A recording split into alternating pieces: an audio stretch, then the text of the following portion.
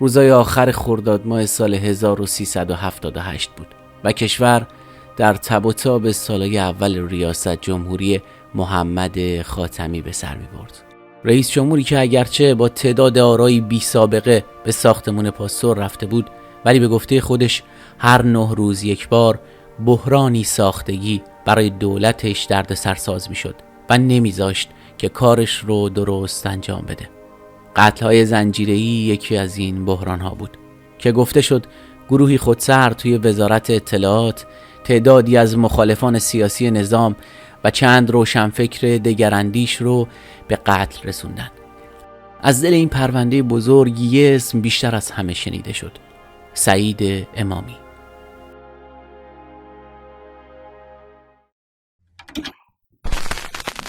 قبل از شروع از پایین همین ویدیو عضو کانال ما بشید و با زدن دکمه زنگوله کنارش قبل از همه از ویدیوهای جدیدمون مطلع بشید.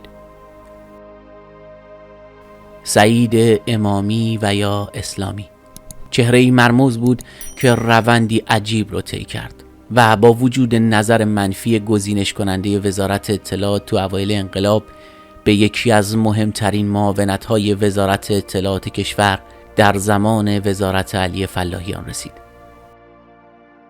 سعید امامی سال 1336 تو شهر شیراز و در خانواده‌ای مرفه و نه چندان مذهبی به دنیا آمد. تحصیلات ابتداییش رو تو همون شیراز گذروند و سالهای پایانی دوره پهلوی بود که با استفاده از نفوذ داعش که از مقام‌های ارتش شاهنشاهی بود تونست بورسیه تحصیلی بگیره و برای ادامه تحصیل تو رشته مهندسی هوافضا به آمریکا بره. تو آمریکا کم کم به جلسات انجمن اسلامی دانشجویان ایرانی که تو آمریکا بودن کشیده شد و به مرور به خاطر ادبیات قوی که داشت جزو سخنران‌های انجمن و جزء 3-4 نفر فعال و اصلی انجمن شد. توی همین ایام سعید با همسرش فهیمه دری نوگورانی که اونم تو آمریکا عضو انجمن اسلامی بود آشنا میشه و در مدت کمتر از 1 سال از شروع آشناییشون ازدواج میکنن. بعد از تموم شدن درسش به ایران برمیگرده و در پی انقلاب تو وزارت اطلاعات جمهوری اسلامی مشغول به کار میشه. سعید حجاریان که مسئولیت مصاحبه و گزینش امامی رو داشت گفته که بعد از مصاحبه به این نتیجه رسیده که وزارت اطلاعات باید از سعید امامی فقط به عنوان منبع یه طرف استفاده کنه و اون رو نباید به سمت‌های حساس توی این وزارتخونه منصوب کنن. ولی خب امامی تو وزارت اطلاعات رشد کرد و با شروع دوره وزارت علی فلاحیان سعید امامی 30 ساله معاون امنیت وزارت اطلاعات شد. روح الله حسینیان از مقامات اطلاعاتی و سیاسی ایران و از دوستان سعید امامی اون رو یه نابغه امنیتی دونسته و گفته سعید امامی یک شخصیت مقتدر و قوی اطلاعاتی بود. اون اعتقاد داشت که مخالفان جمهوری اسلامی رو باید از دم تیغ گذروند. سخنرانی سال 74 امامی تو دانشگاه همدان هم این گفته ها رو تایید میکنه. امامی توی این سخنرانی گفته اونا میخوان ریشه آخوند رو بزنن. تفکر لاییسم میخواد بنیان فکری ما رو به هم بزنه. سعید امامی روز 16 مهر ماه 77 یعنی کمتر از 1.5 ماه قبل از قتل‌های زنجیره‌ای پاییز 77 تو نامه‌ای به وزیر اطلاعات وقت دری نجف آبادی از محمد مختاری که کمتر از 2 ماه بعد تو جریان قتل‌های زنجیره‌ای کشته شد نام برد و نوشت فعالیت گسترده عناصری مثل گلشیری، چهلتن، دولت آبادی، مختاری برای مطرح نمودن کانون و ایجاد وجهه و پشتیبانی جهانی برای آن مشکلاتی امنیتی را برای جمهوری اسلامی ایران و به خصوص وزارت به دنبال خواهد داشت. این نامه محرمانه وقتی 1 سال بعد تو روزنامه سلام منتشر شد واکنش تند نهادهای قضایی رو به دنبال داشت و به خاطر انتشار این نامه روزنامه سلام توقیف شد. بعد از اون که محمد خاتمی پشت پرونده قتل‌های زنجیره‌ای ایستاد ناگهان سعید امامی به عنوان متهم اصلی این قتل‌ها به جامعه معرفی شد و چند روز بعد امامی از یک مقام عالی رتبه وزارت اطلاعات به یه زندانی زندان اوین تبدیل شد. امامی در اون زمان تو وزارت اطلاعات مشاور بود. تو این میون به ناگهان خبری جامعه رو تو شوک فرو برد. روزنامه کیهان در شماره یک شنبه 30 خرداد سال 78 از سعید امامی به عنوان متهم اصلی قتل‌های زنجیره‌ای نام برد و نوشت که سعید اسلامی معروف به سعید امامی متهم اصلی پرونده قتل‌های مشکوک با غافلگیر کردن نگهبانان خودکشی کرد. او مشکوک به ارتباط با بیگانگان بوده. یه روز بعد از انتشار این خبر، محمد نیازی دادستان وقت مجتمع قضایی نیروهای مسلح هم طی اعلامیه اعلام کرد که سعید امامی که مسئول اصلی قتل‌های زنجیره‌ای معرفی شده بود، در زندان اوین و با خوردن داروی نظافت یا واجبی خودکشی کرده. بعد از اقدام به خودکشی، امامی به بیمارستان لقمان منتقل شد، ولی تلاش‌های پزشکی برای نجاتش مؤثر واقع نشد. امامی یکی از 4 عامل اصلی قتل‌های زنجیره‌ای بود. با توجه به مدارک موجود و اعترافات صریح، امامی هیچ راه فراری نداشت و اگه به دادگاه میرفت حکم اعدام بود. خیلی از نزدیکان فکری امامی خودکشیش رو قبول نکردن و اون رو قتل و یا حتی شهادت دونستن. روح الله حسینیان، روحانی جنجالی اون روزا، تو مدرسه حقانی از مدارس حوزه علمی قم سخنرانی مفصلی کرد.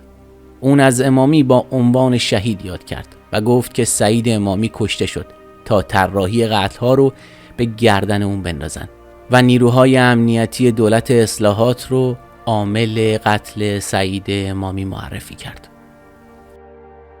خیلی از چهره‌های اصلاح طلب هم بارها تأکید کردند که سعید امامی رو دوستان سابقش از بین بردن تا آمران اصلی قتل‌های زنجیره‌ای رو معرفی نکنه.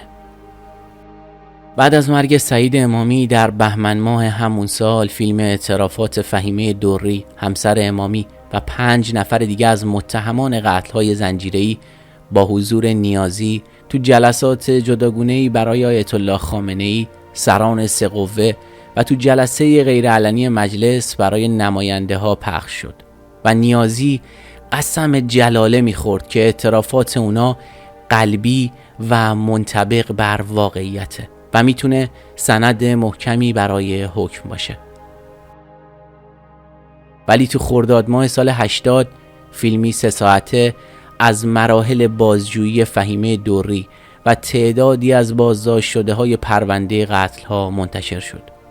این فیلم نشون میداد که برای گرفتن اعتراف در مورد ضدیت با جمهوری اسلامی، ارتباط با سرویس های جاسوسی بیگانه و فسادهای جنسی، زندانی ها رو شدیداً تحت شکنجه قرار دادن.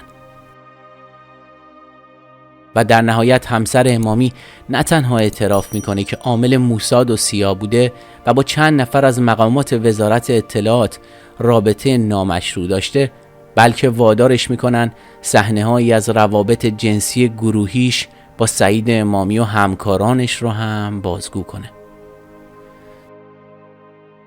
سال 1387، یعنی 10 سال بعد از افشای قتل‌های زنجیره‌ای، سایت‌های نزدیک به دولت احمدی نژاد بخش‌هایی از مصاحبه فهیمه دوری رو با مرکز اسناد انقلاب اسلامی منتشر کردند. فهیمه دوری تو اون مصاحبه گفته آخرای سال 69 سعید خانواده آقای خامنه‌ای رو برای کاری برده بود لندن و 2 ماه تمام با این خانواده زندگی کرد. خود آقا مجتبی پسر آقا و مادر خانومشون شیفته اخلاق سعید شده بودن که حتی تا قبل از دستگیری سعید هم مرتب خود آقا مجتبی زنگ میزد به سعید که چرا نمیای و با ما رفت آمد نمی کنی؟ اگه سعید مسئله داشت، اگه لغزشی داشت، بالاخره اینا متوجه می شدن. خانواده آقا شیفته تدین و اخلاقش بودن. مطبوعات ایران امامی رو نه تنها مسئول قتل‌های زنجیره‌ای فروهرها مختاری پوینده و شریف دونستن، بلکه از اون به عنوان یکی از عوامل قتل‌های دهه 60 و 70، یعنی ترور سعیدی سیرجانی، ترور میکنوس، ماجرای اتوبوس ارمنستان و مرگ غیرمنتظره احمد خمینی نام بردند. امسال و بعد از گذشت 23 سال از مرگ سعید امامی، سایت خبری تحلیلی انصاف نیوز خبر داد که روز دوشنبه 30 خرداد کلیپی با عنوان سالگرد سعید امامی براشون ارسال شده که اون رو شهید مظلوم حاج سعید امامی دونسته.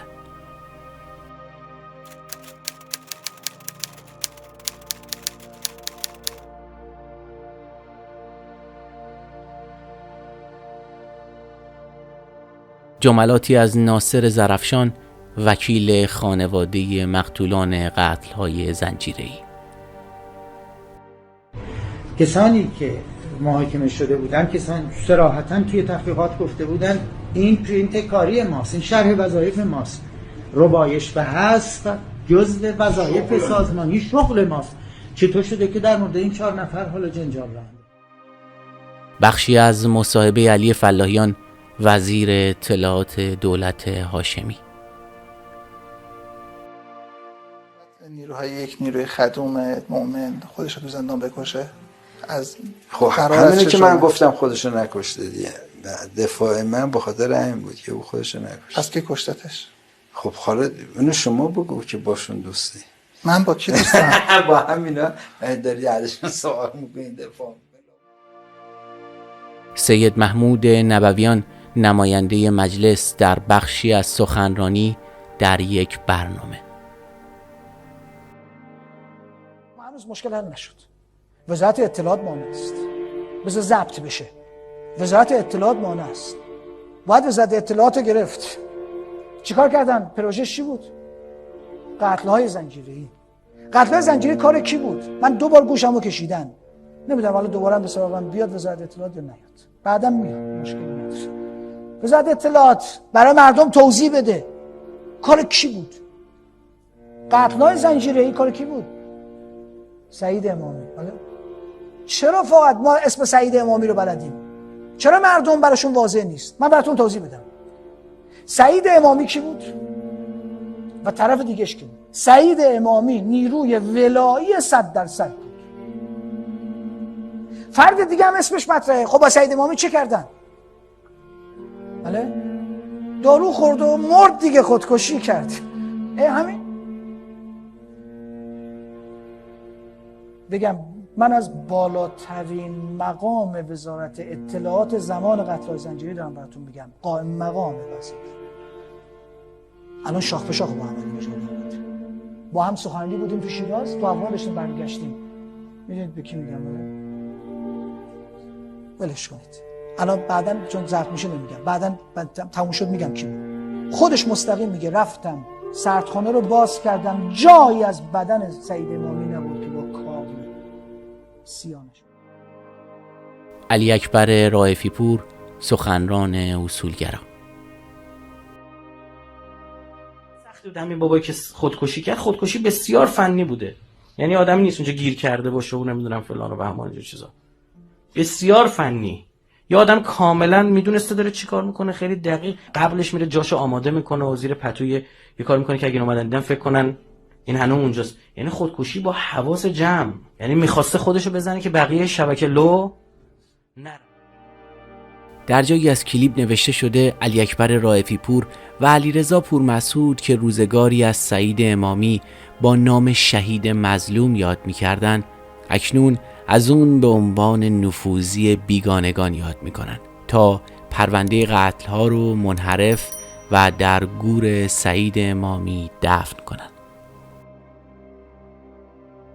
بخشی از مصاحبه‌های قدیمی مسعود کیمیایی، فیلمساز و نویسنده ایرانی، توی این کلیپ پخش شده که به دعوت سعید امامی از اهالی سینما برای جلسه اشاره داره. فیلم سلطان یا فیلم ضیافت، اینها رو این مأمور داده. این مأمور اسمش آقای سعید امامی. این داستان معروف. البته تو یکی از فیلم‌ها فکر کنم در تیتراژ اسمشون بود. هیچ. یه آقایی به نام سعید امامی همه رو دعوت میکرد، منم دعوت کرد برای فیلمسازی. من اون فیلم رو نساختم. همین. دیگه چیز دیگه ای نبود. و کجای جهان هست که مأمور امنیتی شما رو بخواد و شما نری؟ در بخشی از این فیلم همراه با پخش عکس سعید امامی در بازجویی‌ها نوشته شده: علی ربیعی در جریان دادگاه شکایت از شنود اشباح ترجیح داد به این سوال کلیدی پاسخ ندهد: بر اساس چه مستندی امامی دستگیر شد؟ در پایان این کلیپ در کنار تصویر سنگ قبر سعید امامی نوشته شده: انتقامت را خواهیم گرفت حاج سعید. بعد از گذشت 23 سال از مرگ سعید امامی، علت مرگ و نقش سعید امامی در قتل‌های زنجیره‌ای همچنان مبهم باقی مونده.